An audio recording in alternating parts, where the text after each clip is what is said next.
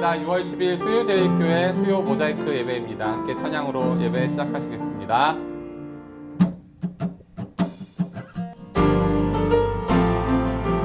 예수도 알기 원하네. 예수도 알기 원하네. 크고도 넓은 은혜와 계속해 주신 사랑을 간절히 알기 원하네. 성령이 스승되셔서 진리를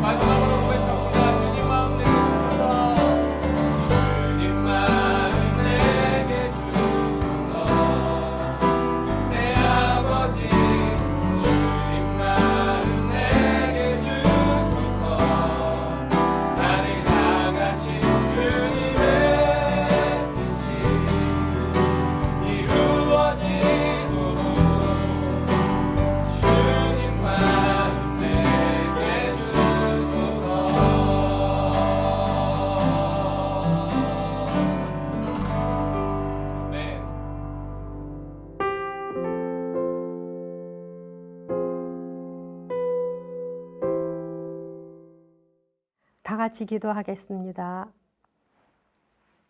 사랑과 은혜가 풍성하신 하나님 아버지 감사합니다. 항상 저희들을 지켜주시고 크신 은혜 가운데 살게 하시니 감사합니다. 감히 주 앞에 설 수 없는 부족하고 허물 많은 저희들, 예수 그리스도의 사죄의 은총을 힘입어 주 앞에 나옵니다. 불쌍히 여겨 주시옵고 주님의 보혈로 정결케 하여 주옵소서. 전염병으로 인하여 영상으로 수요 예배를 드립니다. 준비하는 영상팀 위에 함께 하시어 은혜와 성령으로 충만하게 하시고 지혜와 능력으로 함께 하옵소서. 각 가정에서 드려지는 예배를 통하여 하나님은 영광을 받아 주시옵소서. 수유 제일교회를 사랑하시는 하나님 아버지, 은혜와 진리, 말씀에 충만한 교회가 되게 하옵소서. 모든 부서와 기관들이 내실 있게 넘치게 발전하게 하옵시고 하나님의 뜻에 합당하게 성숙한 교회로 성장하게 하옵소서. 오늘도 우리의 눈과 귀와 입을 할례시켜 주시고 겸손히 섬기며 순종하는 믿음을 주시옵소서. 코로나 바이러스가 속히 소멸되고 종식되게 하옵시고 치료하는 약과 백신이 개발되어 우리의 일상이 회복되게 하옵소서. 근심의 짐을 벗게 하여 주시옵소서. 육신의 질병으로 병상에 있는 이들을 치유하여 주시옵고 경제적으로 어려운 이웃들의 삶이 회복되게 하옵소서. 어떠한 상황 속에서도 주님만을 신뢰하며 믿음으로 승리하게 하옵소서. 담임 목사님과 부교역자들 위해 함께 하시어 건강 주시옵고 크신 은총 베풀어 주옵소서. 오늘도 목사님을 통하여 주시는 말씀이 우리 삶의 능력과 기쁨이 되게 하옵소서. 라우라떼 찬양대의 찬양을 받으시고 주님 홀로 영광 받으소서. 예수님의 이름으로 기도하옵나이다. 아멘.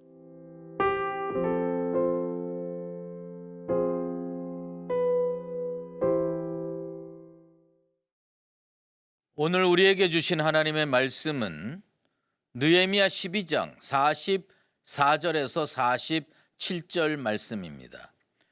그날에 사람을 세워 곡간을 맡기고 제사장들과 레위 사람들에게 돌릴 것 곧 율법에 정한 대로 거제물과 처음 익은 것과 11조를 모든 성읍 밭에서 거두어 이 곡간에 쌓게 하였노니 이는 유다 사람이 섬기는 제사장들과 레위 사람들로 말미암아 즐거워하기 때문이라. 그들은 하나님을 섬기는 일과 결례의 일을 힘썼으며 노래하는 자들과 문지기들도 그리하여 모두 다윗과 그 아들 솔로몬의 명령을 따라 행하였으니 옛적 다윗과 아삽의 때에는 노래하는 자의 지도자가 있어서 하나님께 찬송하는 노래와 감사하는 노래를 하였음이며 스룹바벨 때와 느헤미야 때에는 온 이스라엘이 노래하는 자들과 문지기들에게 날마다 쓸 몫을 주되 그들이 성별한 것을 레위 사람들에게 주고 레위 사람들은 그것을 또 성별하여 아론 자손에게 주었느니라.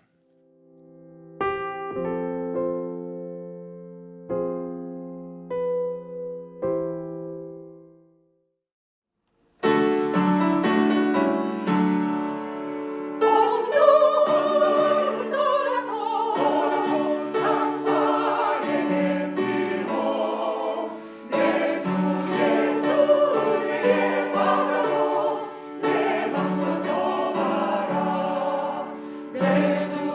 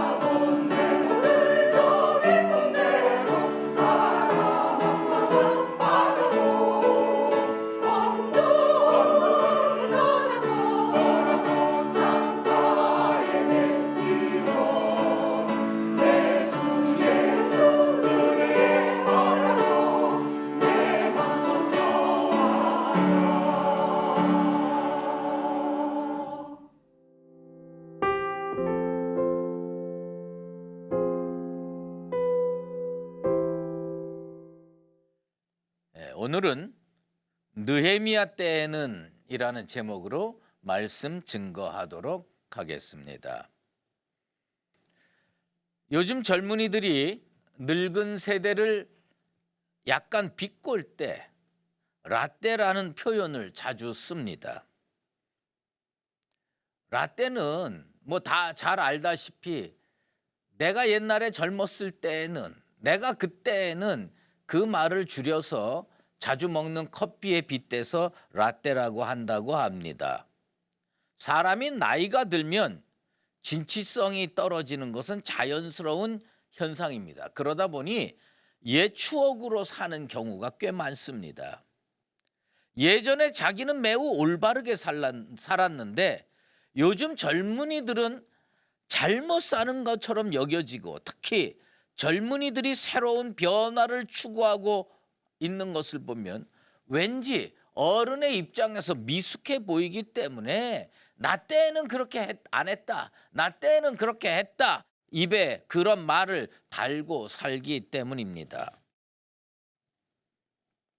그런데 오늘 느헤미야는 오히려 라떼라는 표현과는 어감이 매우 다르지만 때에 대한 논의를 펼치고 있습니다.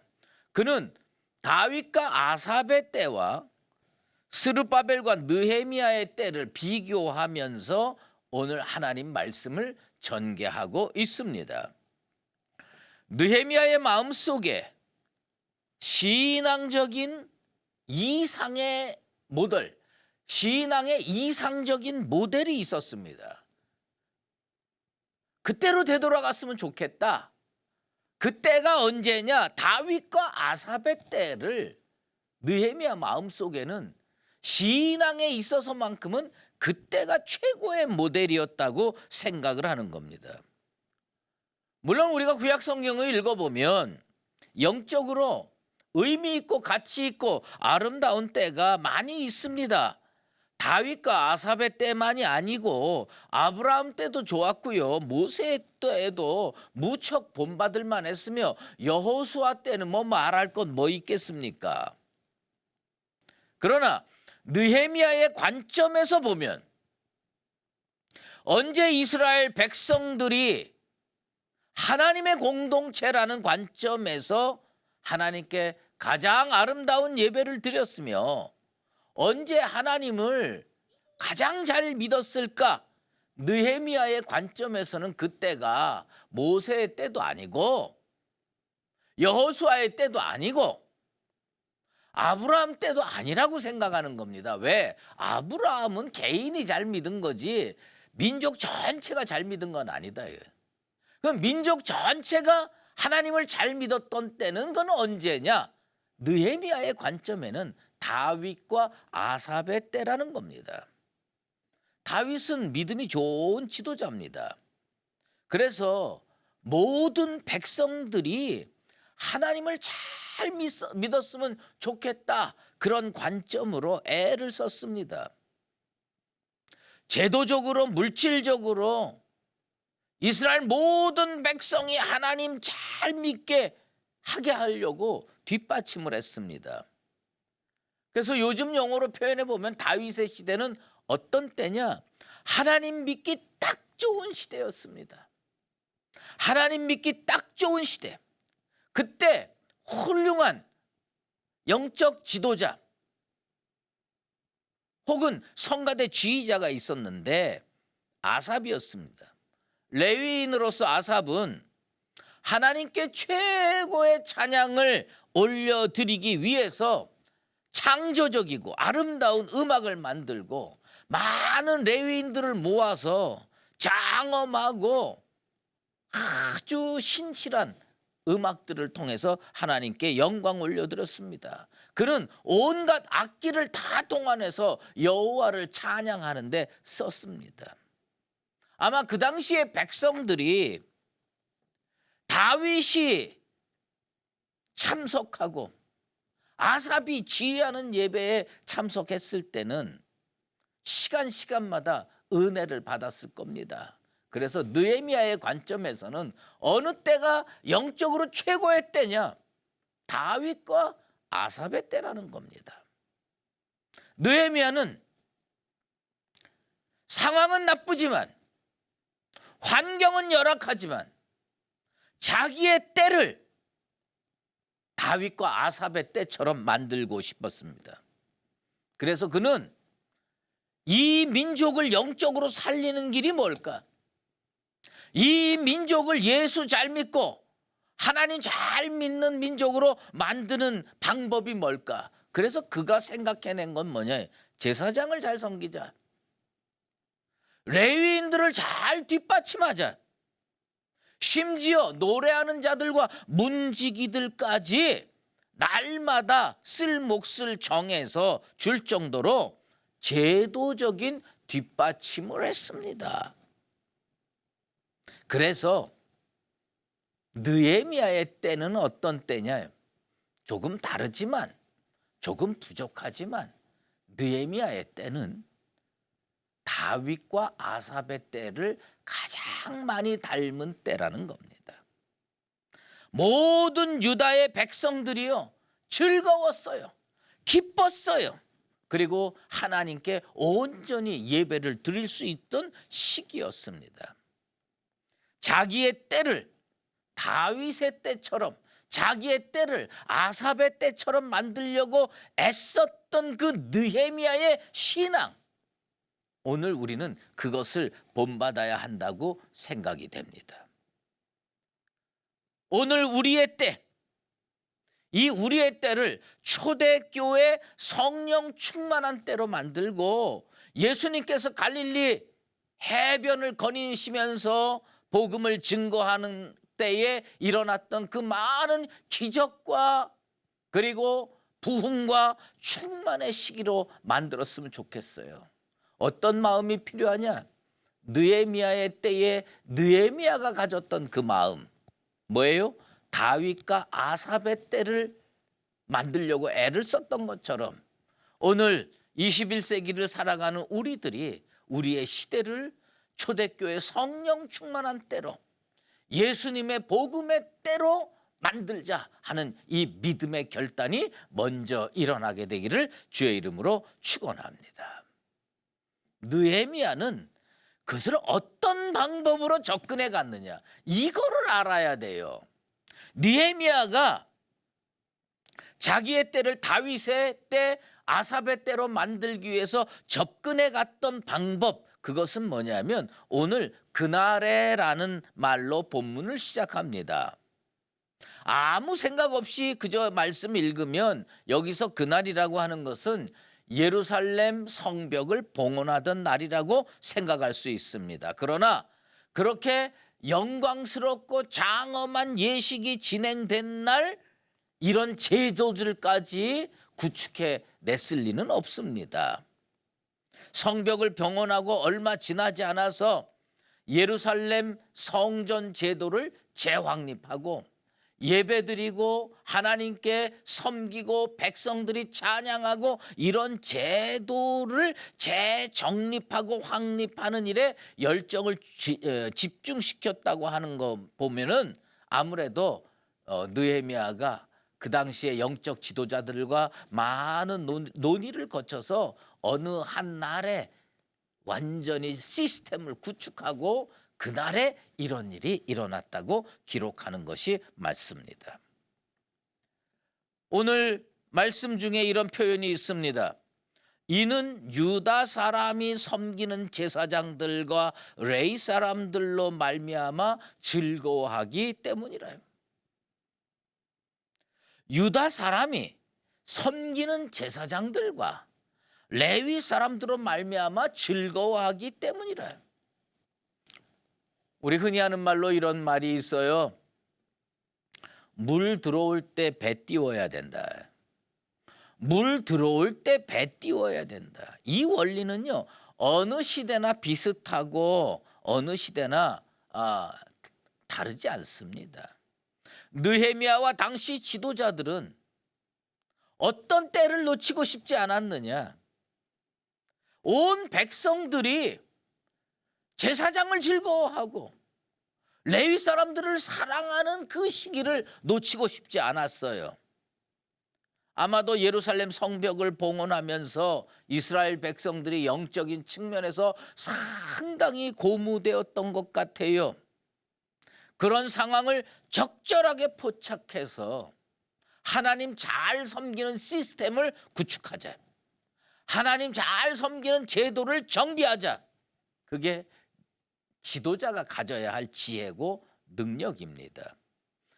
백성들이 은혜 받았을 때, 백성들의 마음의 문이 열렸을 때 평상시에 처리하기 어려운 일들을 잘 처리해서 제도를 확립하는 거, 그거 지도자의 능력입니다. 느헤미야는 그런 능력을 가지고 있었다는 겁니다. 예전에 우리 선조들이 참 지혜로웠어요. 참 못 살고 힘들었던 세월들을 수도 없이 보냈잖아요. 그런데 애들 장가 언제 보냈고 애들 시집 언제 보냈느냐? 가을 추수한 후에 바로 장가 보냈습니다. 가을 추수한 후에 바로 시집 보냈습니다. 왜? 그때만 먹을 게 조금 여유가 있거든요. 이 여유가 있을 때 장가 보내고요. 여유가 있을 때 시집 보내서 한 가정을 꾸려주는 거예요. 그때만 그저 그렇게 하는 거예요. 봄에 춘궁기 때 시집 보내면 어떻게 먹고 살라는 겁니까? 봄에 춘궁기 때 장가 보내면 어떻게 자손을 이으라는 얘기입니까? 그러니까 뭐예요? 물 들어왔을 때 배 띄우는 겁니다.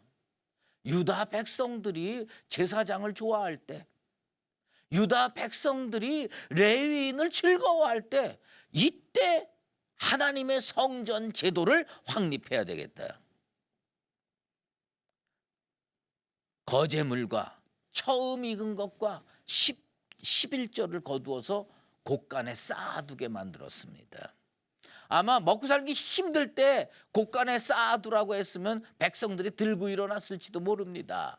그런데 그냥 은혜 많이 받고 마음문이 활짝 열려서 먹을 것 가져오고 11조 가져오고 다 그럴 때 느헤미야가 어려운 성전 제도를, 성전 시스템을요 확립하고 월급 줄 거 주고 사례비 줄 거 주고 이 제도를 확립했다는 이야기입니다. 이스라엘 공동체는요 믿음의 공동체입니다. 하나님을 믿고 하나님을 섬기며 백성들의 영적인 일들을 끌고 가는 일이 하루 이틀하고 그만둘 일이 아닙니다. 그들의 육신의 생이 다할 때까지, 아니 자손 만대에 이르기까지 지속적으로 해야 되는 일입니다. 이것을요 주먹국으로 그때마다 임시 방편으로 땜빵으로 일을 처리해 가지고는 이 일이 제대로 되질 않아요. 그래서 느헤미야는 언제 생각했느냐? 백성들이 제일 은혜 받았을 때, 제사장이 제일 마음에 들었을 때, 그때 제도를 딱 정비하는 겁니다. 민수기 18장 20절에서 21절 말씀입니다.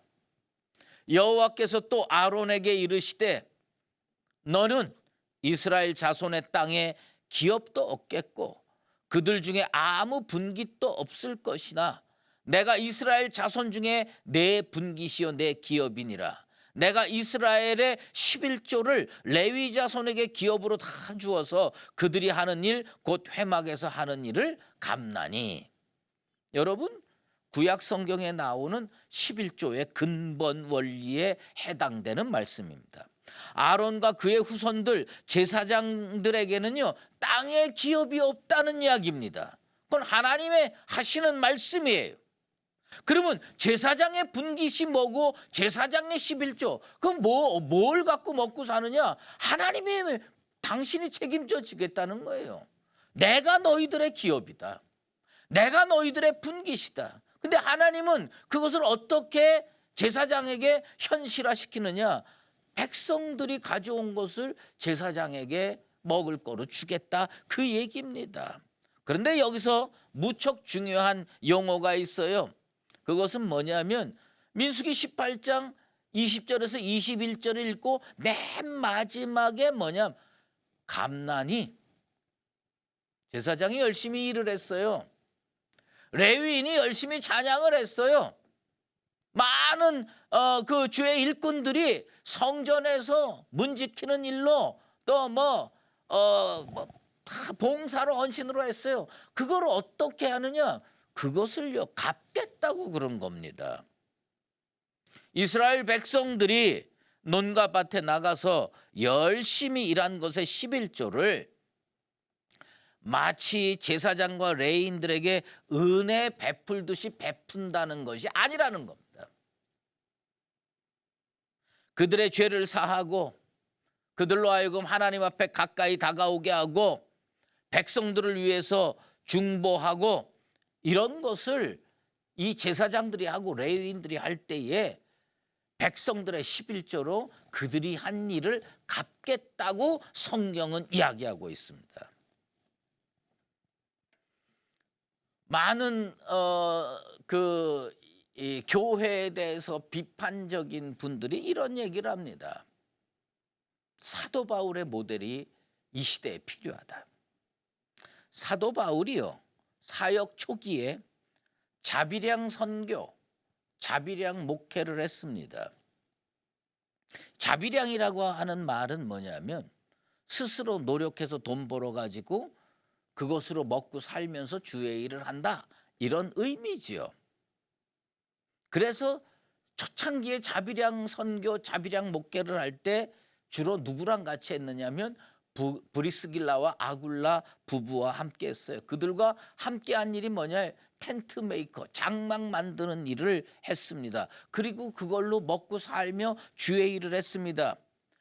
사도행전 18장 3절에 분명하게 나옵니다. 생업이 같음으로 함께 살며 일을 하니 그 생업은 천막을 만드는 것이더라. 분명히 자비량 선교를 했다는 겁니다. 교회를 다니는 성도들의 입장에서 보면 목회자가 자비량으로 호구지책을 감당하면 얼마나 부담이 없이 즐겁고 좋겠습니까? 그런데 이게 초대교회에도 많은 주의 일꾼들에게 이런 요구가 있었던 것으로 추측이 됩니다. 아마도 그런 요구로 사도 바울이 부담스러웠던 모양입니다. 특히 고린도 교회에서 그런 문제가 심심치 않게 거론된 듯 보입니다. 사도 바울은 처음에는 자비량으로 목회를 했는데 이 일이 많아지면서 텐트 만들면서 이 교회 돌보고 텐트를 만들면서 저 교회 돌보는 일을 더 이상 할 수 없는 단계에 이르렀습니다. 직업을 가지고 목회를 하는 이 두 가지를 병행하기가 힘들었습니다. 그래서 어떻게 바꿨느냐? 성도들이 11조 내는 것으로 공개받고 사례받고 주의 일하는 이 시스템으로 바꿨습니다. 그리고 자기는 뭘 했느냐? 더 이상 생업에 전념하지 않고 목회에 전념했습니다. 그런데 고린도 교회 성도들의 입장에서는 이게 힘든 거예요. 사도 바울의 목회를 뒷받침하기가 힘들었던 모양입니다. 그래서 이 두 가지가요 부딪히면서 갈등을 일으켰던 모양입니다. 사도 바울은 매우 강력한 어조로 고린도 교회 성도들에게 이렇게 말씀하고 있습니다. 고린도전서 9장 3절에서 7절 말씀을 유념해서 읽을 필요가 있습니다. 그 말씀은 이렇게 시작이 됩니다. 나를 비판하는 자들에게 변명할 것이 이것이니. 나를 비판하는 자들에게 변명할 것이 이것이니. 뭐냐? 아니 왜 자비량 선교하다가 이제는 우리한테 뒷받침하라고 그러느냐. 사도 바울이 이렇게 답변합니다. 그 사도 바울의 변명이에요. 우리가 먹고 마실 권리가 없겠느냐. 우리가 다른 사도들과 주의 형제들과 게바와 같이 믿음에 자매된 아내를 데리고 다닐 권리가 없겠느냐. 어찌 나와 바나바만 일하지 아니할 권리가 없겠느냐. 누가 자기 비용으로 군 복무를 하겠느냐. 누가 포도를 심고 그 열매를 먹지 않겠느냐. 누가 양떼를 기르고 그 양떼의 젖을 먹지 않겠느냐. 무슨 얘기입니까? 사도 바울이요, 고린도 교회 성도들의 비판에 대해서 답변하는 겁니다. 자기 비용으로 군복무하는 사람이 어디 있냐? 포도를 심었으면 그 열매 먹는 거 당연한 거 아니냐? 양떼를 길렀으면 양떼에서 나는 젖으로 먹고 사는 거 당연한 거 아니냐? 그러면서 사도 바울은요, 9절에서 11절 이런 말씀을 합니다. 모세의 율법에 곡식을 밟아 떠는 소에게 망을 씌우지 말라 기록하였으니 하나님께서 어찌 소들을 위하여 염려하심이냐? 오로지 우리를 위하여 말씀하심이 아니냐? 과연 우리를 위하여 기록된 것이니 밭 가는 자는 소망을 가지고 갈며 곡식 떠는 자는 함께 얻을 소망을 가지고 떠는 것이라. 우리가 너희에게 신령한 것을 뿌렸은즉 너희의 육적인 것을 거두기로 과하다 하겠느냐. 무슨 말입니까? 이 마지막 부분이 사도 바울의 진심이 담겨 있는 하나님의 말씀입니다. 우리가 너희에게 신령한 것을 뿌렸은즉 너희의 육적인 것을 거두기로 과하다 하겠느냐.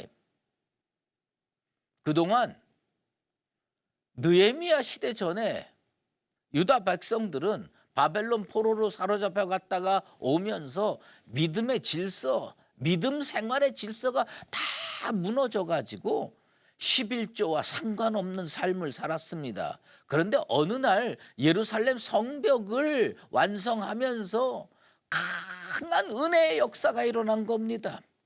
은혜를 받고 보니까 누가 눈에 들어왔느냐? 제사장들이 눈에 들어왔어요. 은혜를 받고 보니 누가 눈에 들어왔느냐? 레위인들이 눈에 들어왔어요. 그리고 그들을 바라보는 시각이 바뀌었습니다.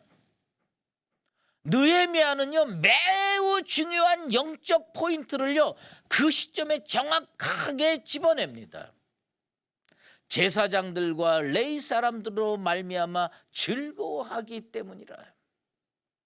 이스라엘 백성들이요, 제사장이 하나님께 제사를 이렇게 드리는 걸 참여하면서 은혜를 받는 거예요. 기뻐하는 거예요. 즐거워하는 거예요.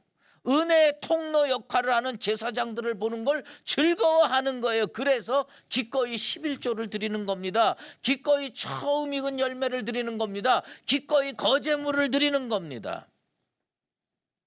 저는요, 이렇게 기도합니다.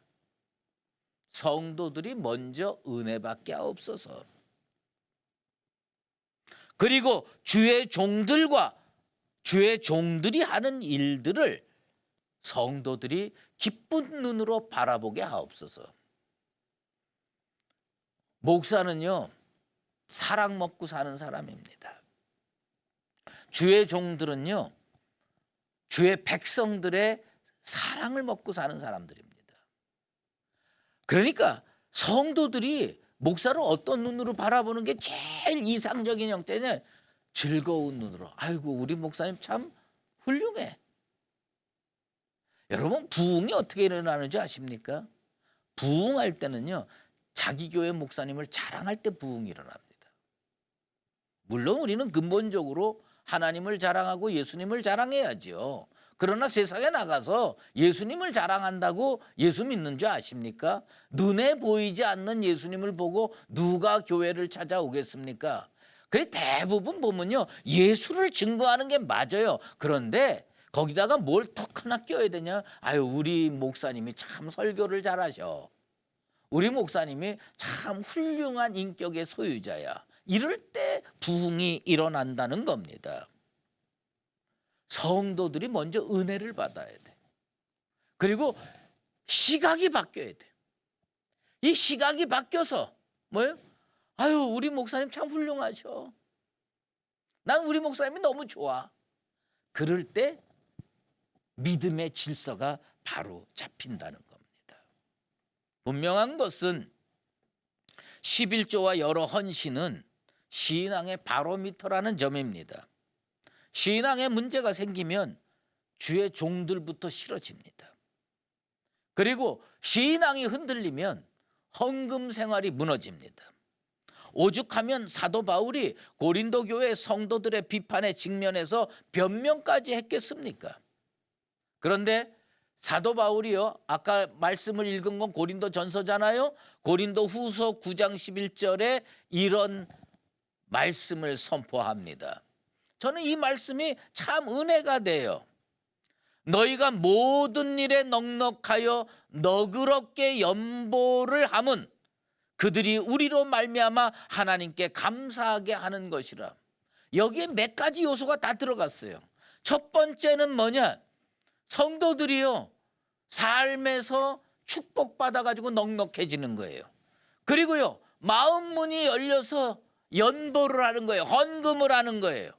그리고 우리로 말미암아 하나님께 감사하는 거예요. 주의 종들을 통해서 은혜 받으면서 하나님께 아유 우리 목사님 계셔서 너무 감사합니다. 아 우리 성가대들이 있어서 너무 감사합니다. 이렇게 감사할 수 있게 되는 거라는 겁니다. 저도요 우리 교회가 이렇게 되길 원합니다. 수유제일교회 모든 성도들이 이 시간부터 다시 하나님이 내게 주신 믿음의 권한으로 선포를 합니다. 수유제일교회 모든 권속들이 하나님께 축복받게 되기를 축원합니다. 그리고 그들의 마음 문이 열려서 하나님께 기쁘게 드릴 수 있는 상태에 이르게 되길 바랍니다. 또한 그들의 영안이 달라져서 부족하지만 이 목사와 우리 부목사님들, 전도사님들, 주의 종들, 하나님 일하는 모든 분들을요 즐거운 눈으로 기쁜 눈으로 바라볼 수 있는 은혜의 공동체가 되기를 소망하고 기도하고 바랍니다. 그리고 마지막에 이런 느헤미야가 이런 말을 합니다. 섬김과 결례에 힘쓰자. 그렇게 되기 위해서 우리는 어떻게 해야 되느냐? 유대 사람들이 도대체 어떤 이유로 제사장들과 레위인들을 즐거워할 수 있었을까? 그들은요 두 가지를 힘써 수행했습니다. 두 가지를 힘써 실천했어요. 하나는 뭐냐면 하나님 섬기는 일을 힘써서 했습니다. 또 하나는 결례의 일을 힘써서 했습니다. 물론 이것은 구약적인 의미지만 오늘날도 마찬가지입니다.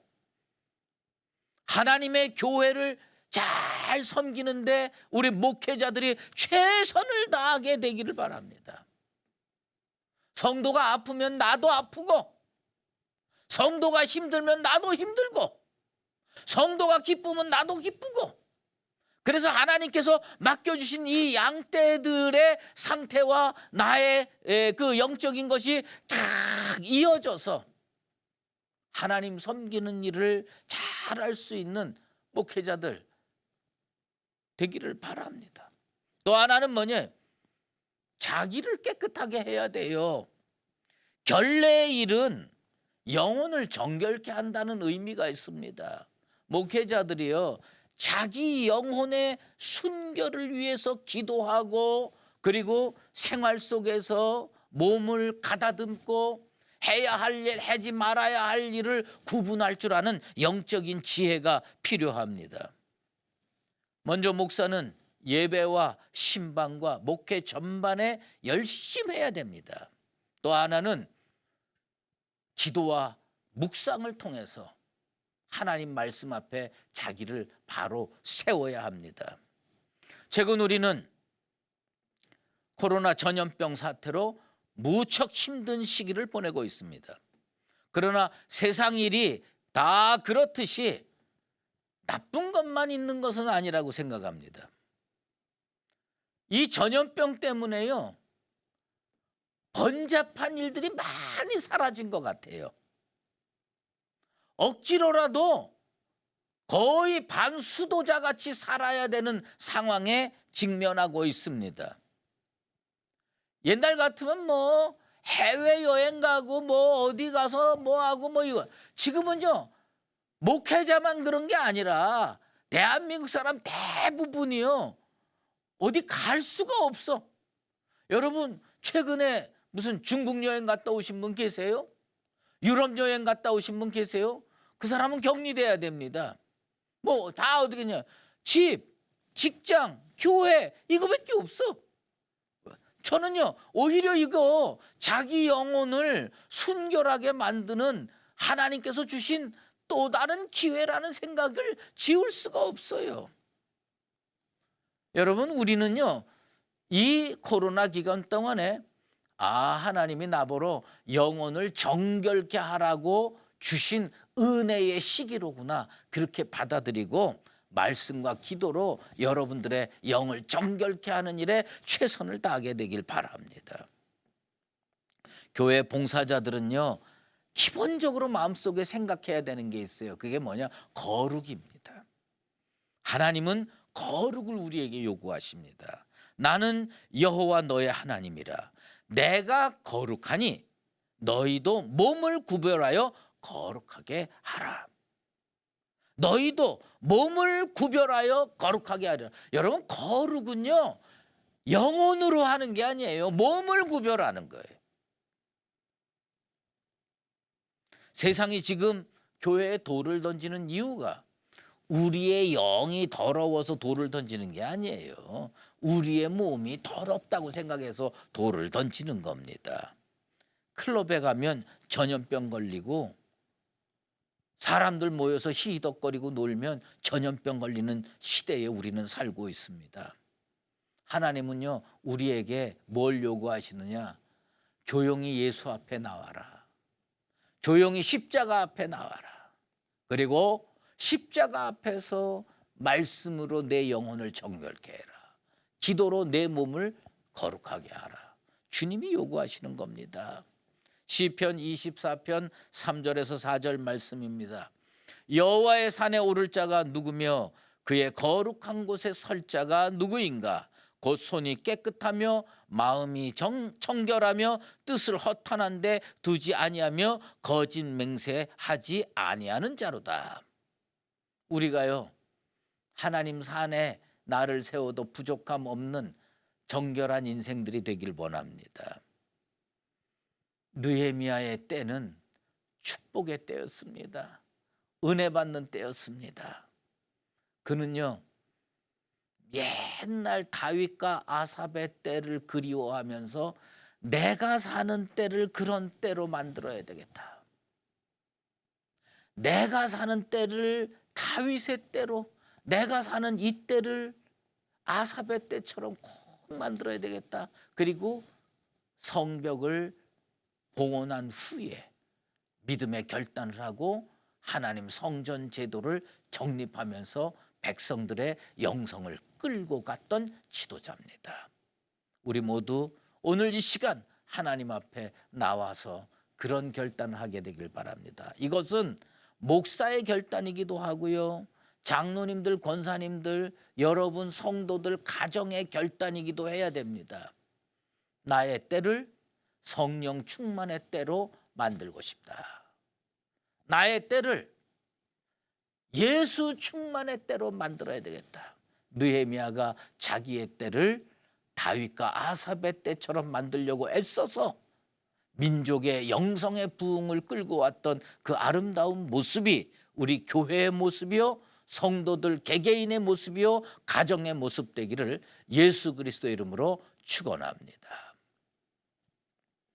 하나님 아버지 감사합니다.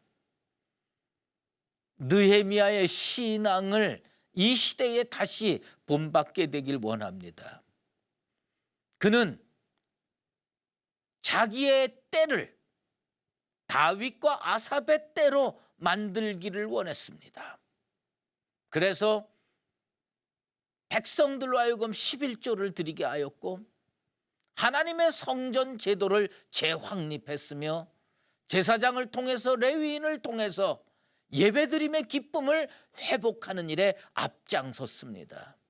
그리하여서 이스라엘의 영성이 회복됐습니다. 이 시대에도 하나님께서 원하시는 모습이 바로 그런 모습인 줄로 믿습니다. 우리의 때를 성령 충만의 때로 만들게 도와주시고 예수 충만의 때로 만들게 도와주시옵소서. 그리하여서 이 험악한 시대를 살아가면서도 십자가 앞에서 자기를 정결하게 세우고 은혜 충만, 말씀 충만, 성령 충만으로 살아가는 복된 교회와 성도가 되게 도와 주시옵소서. 이제는 우리 주 예수 그리스도의 은혜와 하나님 아버지의 극진하신 사랑하심과 성령의 인도하시고 교통하심이 오늘 이 자리에 나와서 자기 인생의 때를 성령 충만의 때로 만들기 위해서 하나님의 모든 것을 잘 섬기기로 작정했던 느헤미야 시대의 사람들처럼 하나님 앞에서 순결하게 자기의 영혼을 세우고 경건하게 믿음의 길을 걸어가기를 원하는 사랑하는 수의제일교회 모든 믿음의 권속들과 우리 교회 위에 이제로 영원히 함께 계시옵기를 간절히 축원하옵나이다. 아멘.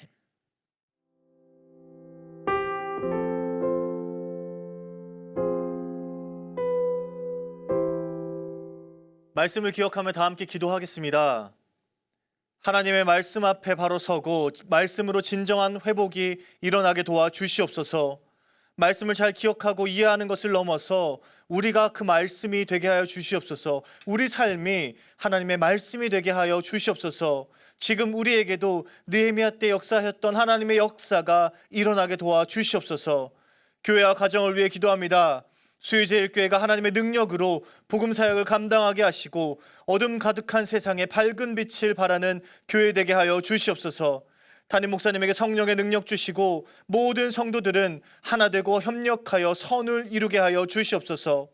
무더워지는 여름에 건강 지켜주시고 병마와 싸우고 있는 환우들의 건강을 지켜주시옵소서. 나라와 세계 열방을 위해 기도합니다. 소외받고 변두리로 내몰리는 이웃이 없는 나라 되게 하시고 하나님의 사랑으로 서로를 사랑하는 나라 되게 하여 주시옵소서. 코로나19 전염병으로부터 하루빨리 세계가 안정을 찾을 수 있게 도와주시고 세계 곳곳에서 두려움에 떨고 있는 이들을 주님께서 보살펴 주시고 긍휼을 베풀어 주시고 치료의 역사를 나타내 주시옵소서.